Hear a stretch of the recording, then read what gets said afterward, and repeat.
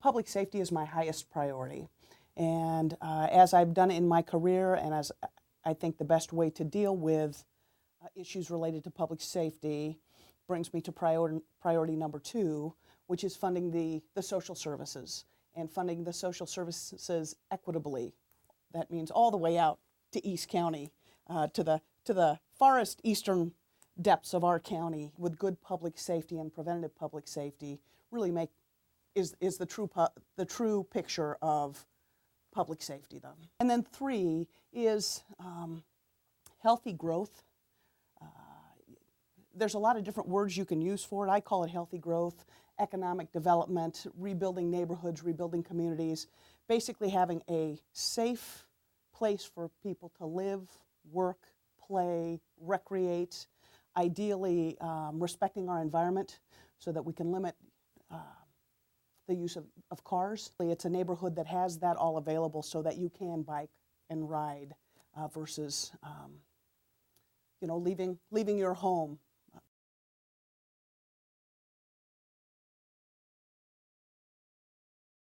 We have to engage our schools as a region, and a region that's much greater than our individual districts. Really the main source of funding comes from the state. And again, when we collaborate on a larger scale, we are going to be far more successful at the state level and even at the federal level generating those dollars that are needed. And I go back to what we talked about originally. When we build our communities, our neighborhoods, historically our schools, our churches have been kind of the catalyst site for our neighborhoods. We keep our kids building a consistent support group through the stages of education.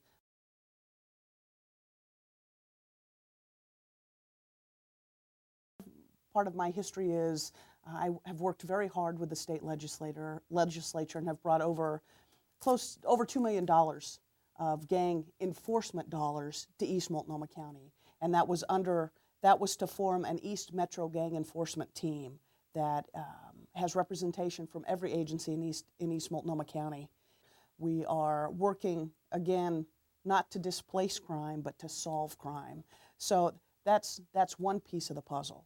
I've also worked with this same group, as we're working to continue to receive that gang funding, have put together a plan to hopefully, fingers crossed, fund a outreach coordinator, again, for not Portland, not for East County, for all of Multnomah County, so that we can begin to bring back. Years ago, we had those service dollars that allowed that preventative piece that we've lost, and we will never be successful until we get that piece of the puzzle back.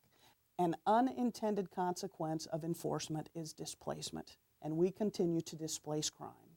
I am not surprised. Well, I'm aware of the numbers you've mentioned about Portland's gang statistics. Well, it is not unusual that if East County's turning up the heat, the crime just moves. And again, that's what we have to continue to fight and have to continue to work together and recognize we can't compete against each other for the dollars. We have to jointly utilize those dollars.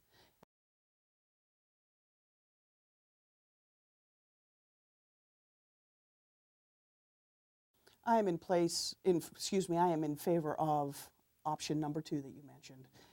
We know prevention is far less expensive than incarceration.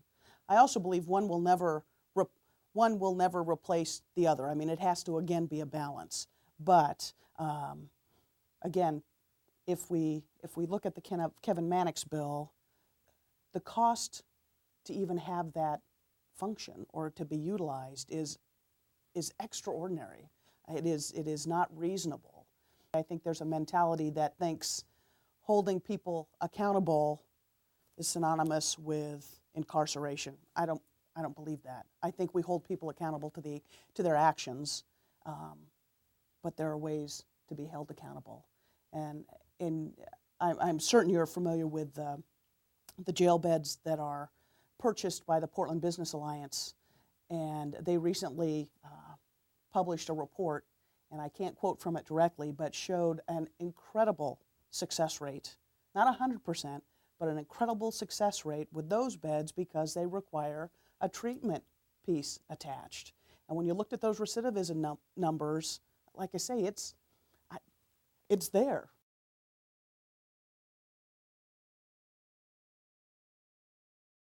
That is a problem that started creeping up on us probably 20 plus years ago. And now it has grown into what I believe is a crisis. And the fix has to be multi-level. Again, it has to start with prevention and education and information for the healthy, because I think we are all vulnerable to issues related to mental health. And so we have, that's one piece of the puzzle. We have to look at, again, incarceration is not the answer.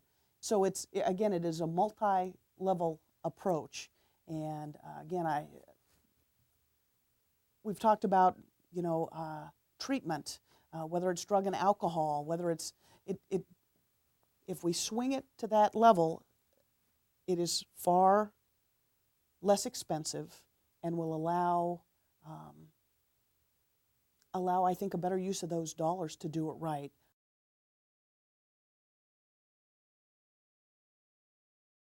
Part of it is curbing sprawl so that things are together and that you, as I said earlier, that you don't have to drive to, that it's all together. When it comes to those overall plan designs, it's working with Metro, who has some say over those urban growth boundaries, those sorts of things. It is working very hard to keep the folks who live in an area in that area versus pricing them out of their area. It's good quality housing at whatever level, and that's the key. And providing enough of a supply of each, again, so that people are staying where they choose their roots to be. It is tragic. I believe we've seen some change in that regard, and I have, in my policing world, I see people who have been priced out of their neighborhood, where their support is, oftentimes where their family is, put into an area where, where they personally don't want to be because they don't have their support and they don't have their family. And I think that is a tragic consequence of pricing people out of their home.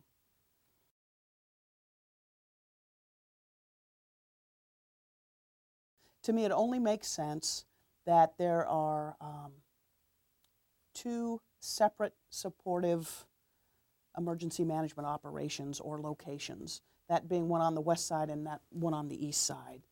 In law enforcement, if we're calling out our CERT team for that level, is that there's always the supportive piece, either if we're replacing because of fatigue, but because the magnitude of those events. We always get crosswise because it boils down, well, who's going to get the money to fund this person or who's going to get the money to fund this person? We just have to get past that.